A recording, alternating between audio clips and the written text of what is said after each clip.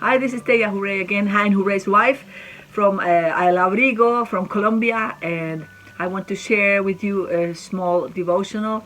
I wrote a little book about Colossians that is called I Ate Your Words, and this teaching comes from the book. And Colossians 1:25 and 27, Paul talks about three things.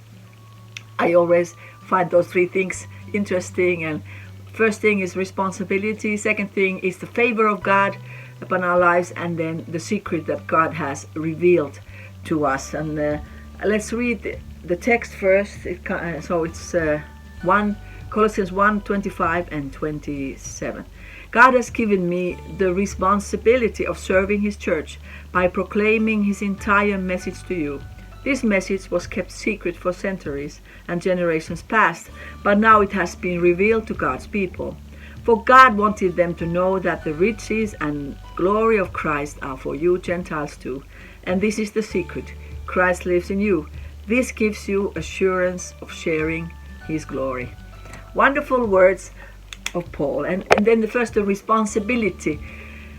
It is said that when you do a job well, when there's a job well done, the reward for this job is more work, is more responsibility.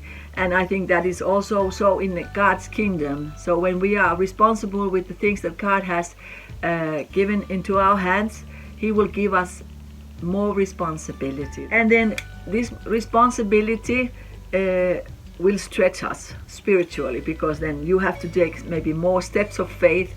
You have to be more bold and just go for it. That's what God wants from our lives, that we will be stretching and growing spiritually.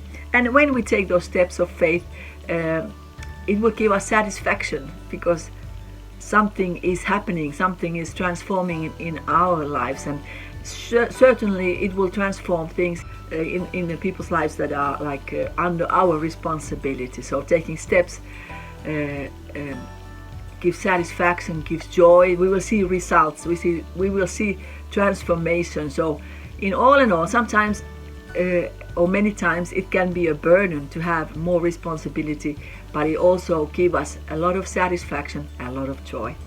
The second thing that Paul talks about here, I said the favor of God, because it says the riches and the glory of Christ are also for us, the Gentiles. So that's clearly a favor of God. It's when we have right to the things that, because we are children of God. It's like when our son, when he was just recently married, well, now he's been married for 16 years, I think, but they lived just next to us, and sometimes they didn't have so much money. So he came over to our house, opened the fridge and said, "Mom, can I take milk? Can I take some eggs? Can I take some potatoes, some onions? Because I don't have them." So I said, "Of course, go ahead. Whatever you need, you can take from my fridge." If a neighbor would do that, just some stranger would come to my house and open the fridge and said, "Can I take milk? Can I take?" Well, I would say, "Hey, what's going on? Get out of here." But because it was our son, he had right to our riches and our glory, to our stuff. So that's how we have right to the stuff that God has for us, because we are His children. We have His favor upon our lives. Isn't that great? And the third thing is that Paul said that this is the secret: Christ lives in us.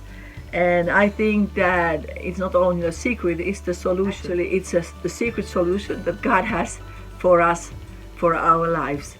And that Jesus comes to live in us and starts this new life and new work in us, and this renovation and transformation in our broken life. So God wants to save us, He wants to heal us, and He wants to use our lives and bring us back to this position of in a correct relationship with Him. Men and women in a correct relationship with Him, with the Creator, walking and talking with God and doing what He planned from beginning, experiencing His favor, redeemed and free. So I hope these words encourage you today. God bless you.